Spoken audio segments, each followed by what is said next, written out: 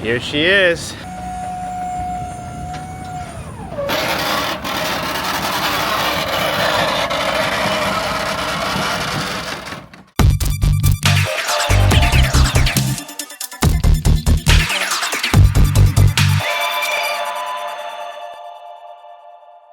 Yo, what is going on YouTube? Today coming back with another motorcycle from txpowersports.com. This is the Vitacci XMT 250.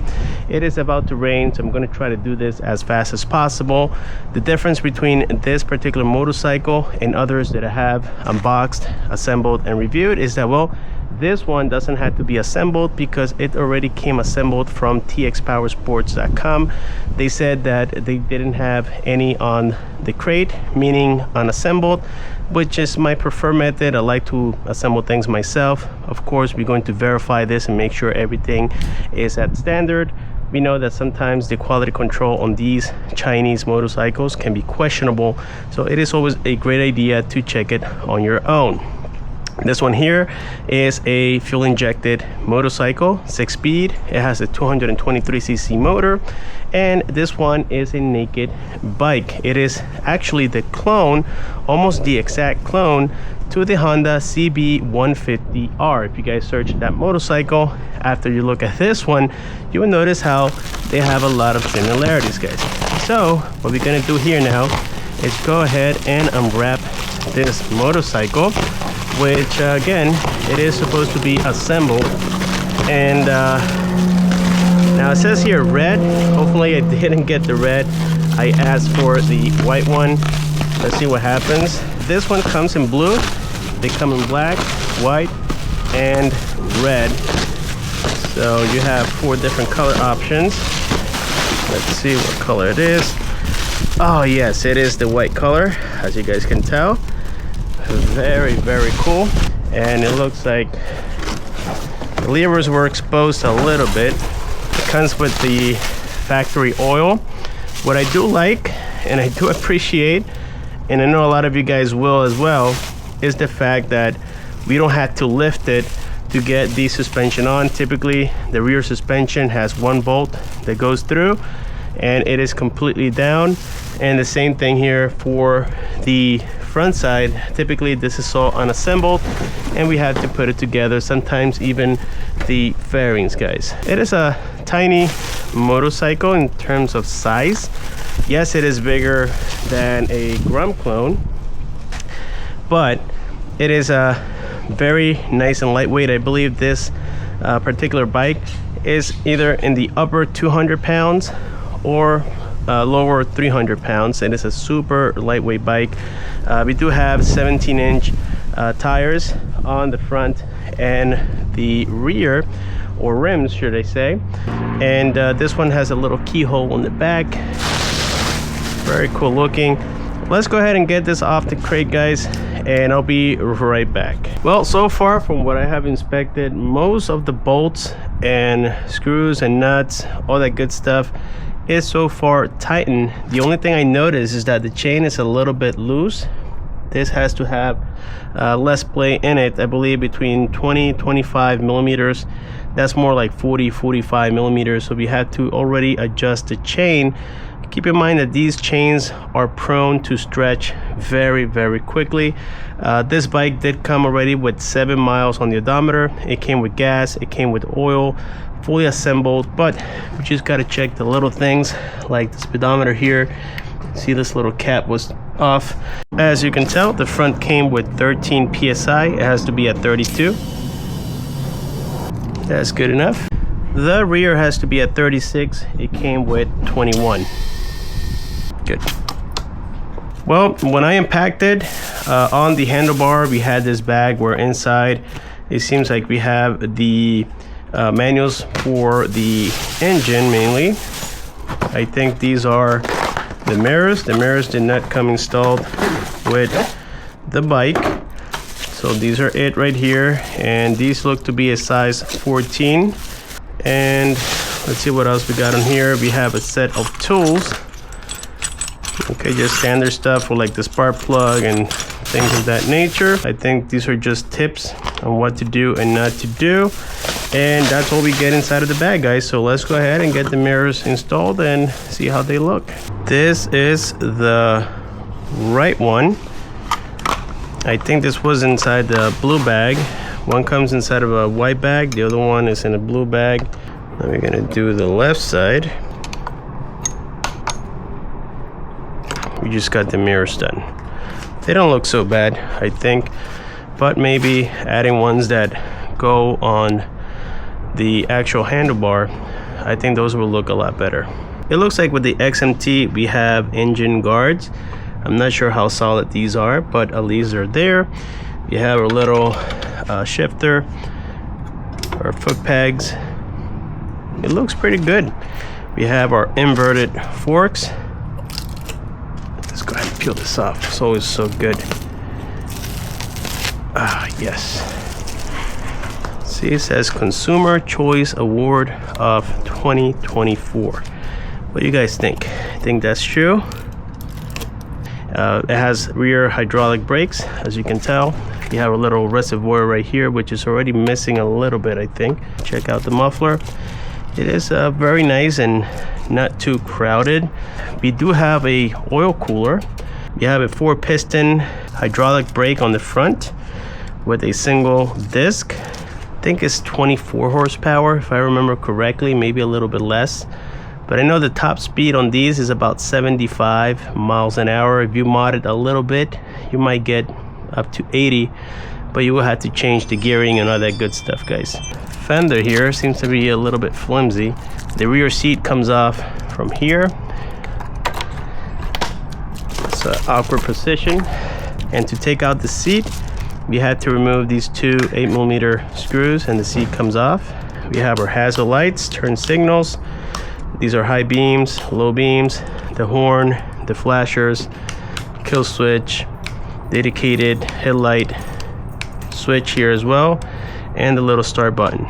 Yeah, we gotta get it registered. I already have my certificate of origin. It came separately, it came via FedEx. Okie doke, so here we go with the first ride on the Vitacci XMT 250. This is our first ride. I just came from the DMV and got everything registered. You can see the key. I forgot to show the keys. They look cheap. I have to admit, they should do something a little bit different just to give you that sense of quality, guys. So far, from the testings that I've done with this particular bike, something I don't like are the mirrors. To me, they're almost useless. So I might have to get the ones that go on the handlebar here on the side. Those look better on this style of bike. This is for sure a naked bike, and yes, I checked every single bolt that you can think of and everything is good now. I'm waiting for the chain to stretch a little bit more, maybe up to like 50-60 miles, and then I'll make sure that it is tightened. These tires are pretty good. I mean, I've had Chinese bike that from the get-go they were not balanced correctly.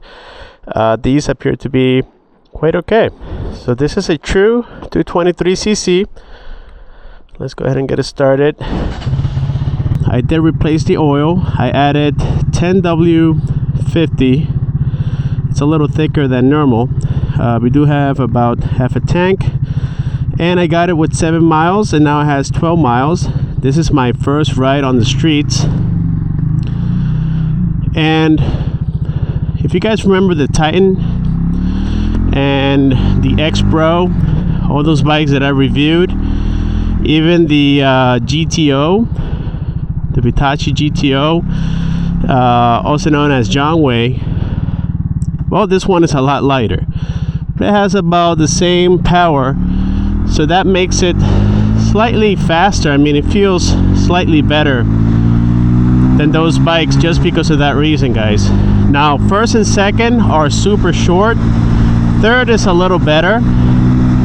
The gearing on this bike is we have a 13 tooth sprocket on the motor and a 38 tooth sprocket on the rear, and if anything, maybe we can add a 36 on the rear.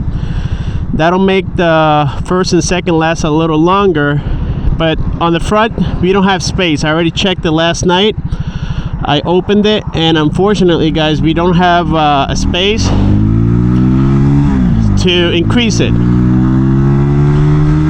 because it'll hit the motor block and it's simply not going to work. So right here we're comparing the speedometer, and it looks like we were like maybe 2 miles off, which is typical. Actually 1 and 2 miles off, which is not too bad. Right now we're doing a solid 50. To be honest with you guys, I tried everything to make these mirrors better. They're useless, I'm telling you.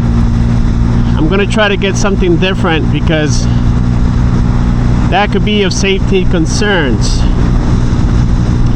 So fourth gear, I'm 216 pounds.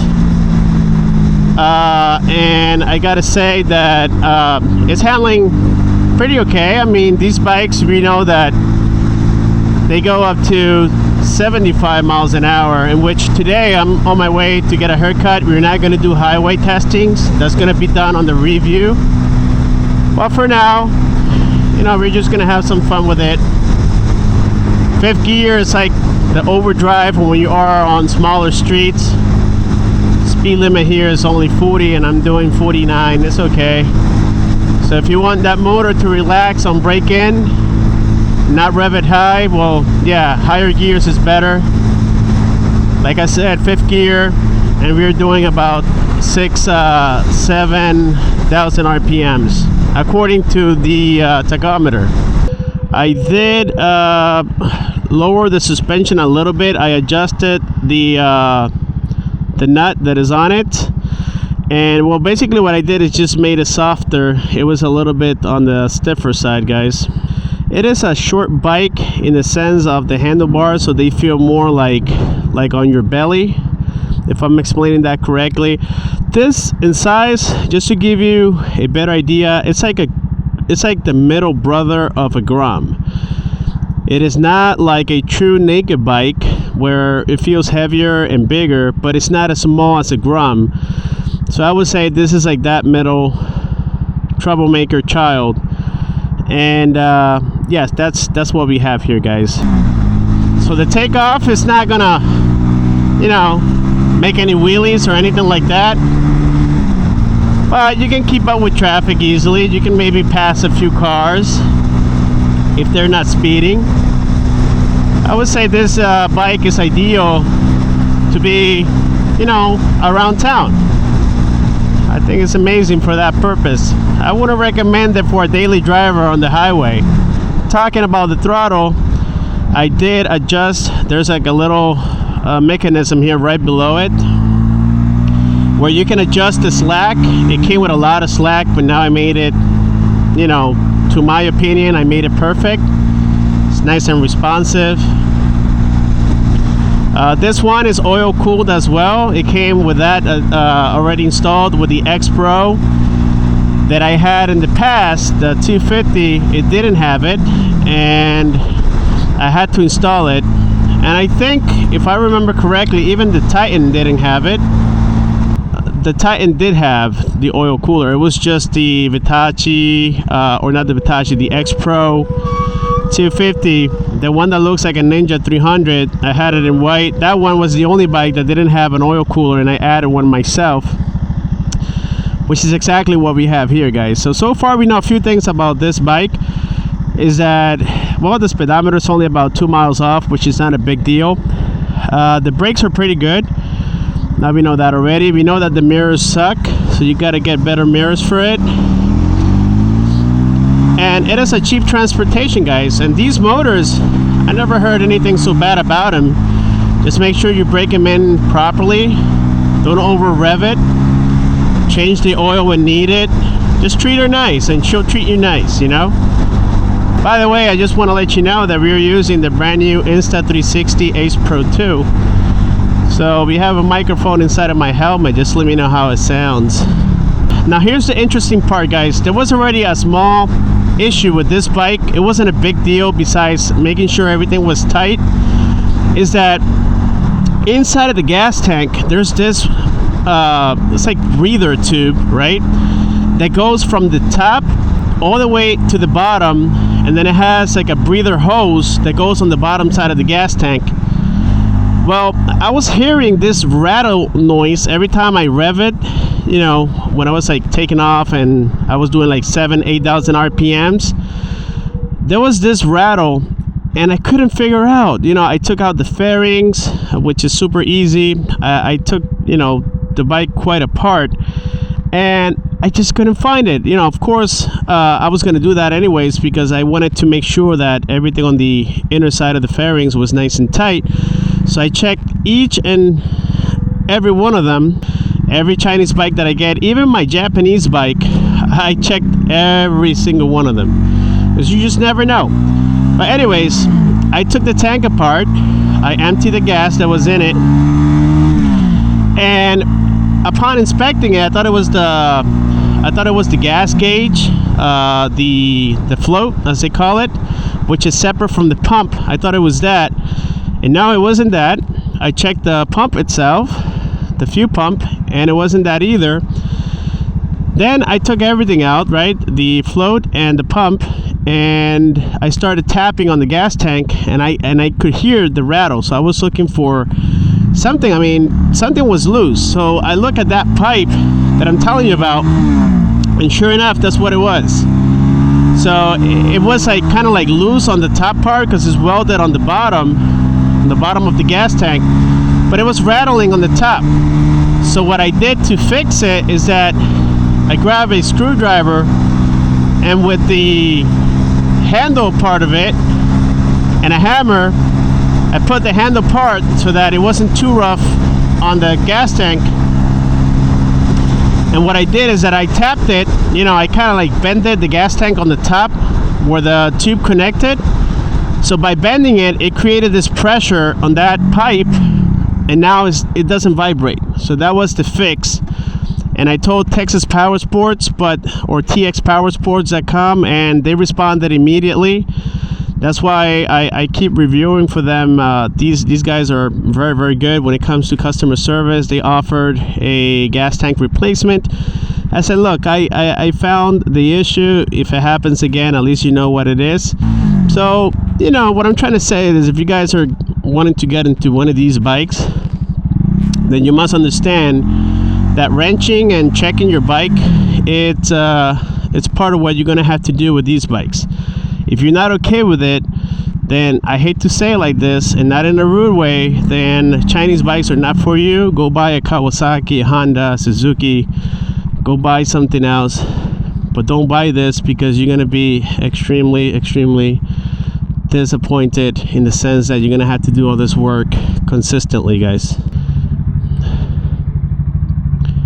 Alright guys, I'll see you later. We're getting out of the barber shop now. Ready to go. I think I look pretty good. I gotta say, for a smaller bike, knowing that we have a 17 inch tires, the seat height is quite standard. It's just kind of like the length.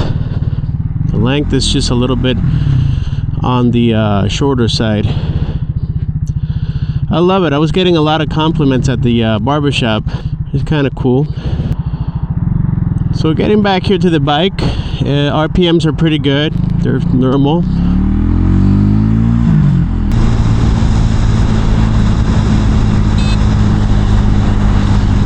Accidentally hit the horn. I gotta get used to the little controls here. I'm used to the ones on my Suzuki, which are just slightly lower because I adjusted the handlebar, and so this area here is like down here.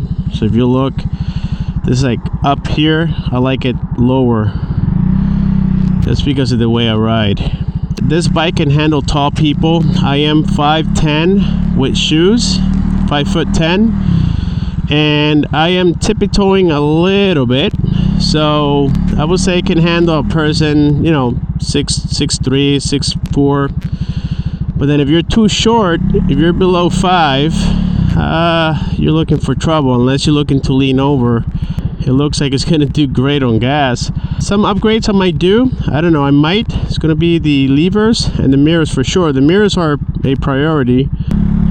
I don't think the exhaust from the 150R is gonna fit. This is a 250, 100 cc's more than that bike. See, typically the Chinese, they make big looking bikes that come normally with bigger engines, and I'm referring to clones, and then they make them to where they have a smaller displacement. With this bike, they did the opposite. They made it to where it is a smaller body, but they added a stronger engine than the original one, which is sweet. So right now I'm doing 60, so I would say like 58. We saw the speedometer earlier. It is a little bit off. Engine braking seems to be quite good, as you can hear, and it is stopping the bike for sure.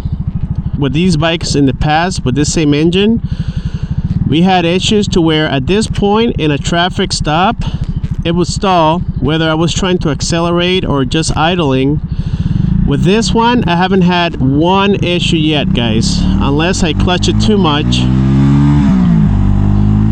then yes, it'll stall. That's normal. That's the rider's fault. But stalling by itself, not at all.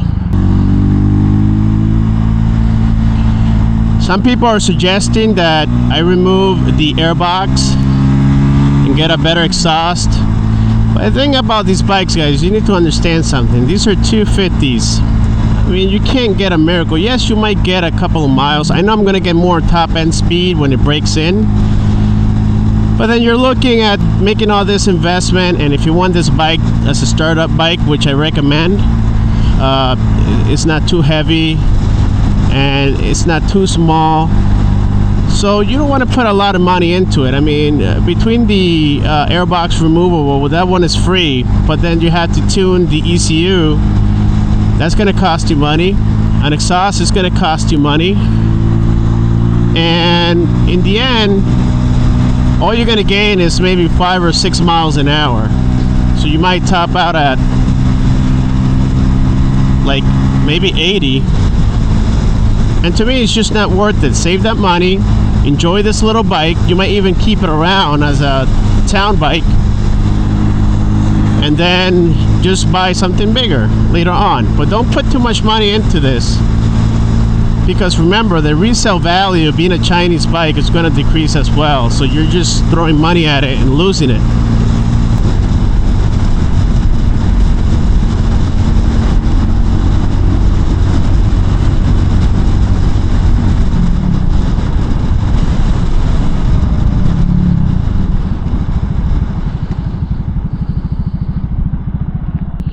Alright guys, I think we're gonna wrap it up just about here. Now this one doesn't have the sensor on the kickstand, meaning it won't shut off.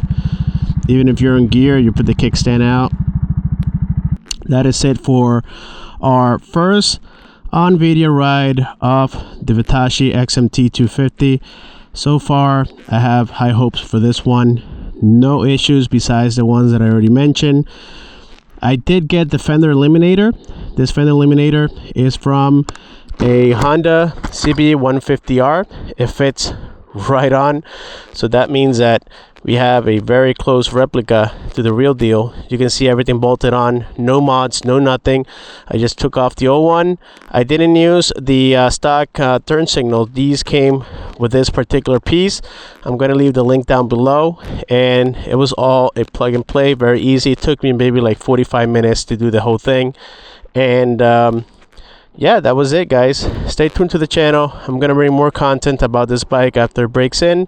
Thank you so much for watching. Subscribe, comment, and share, and I'll see you on my next one.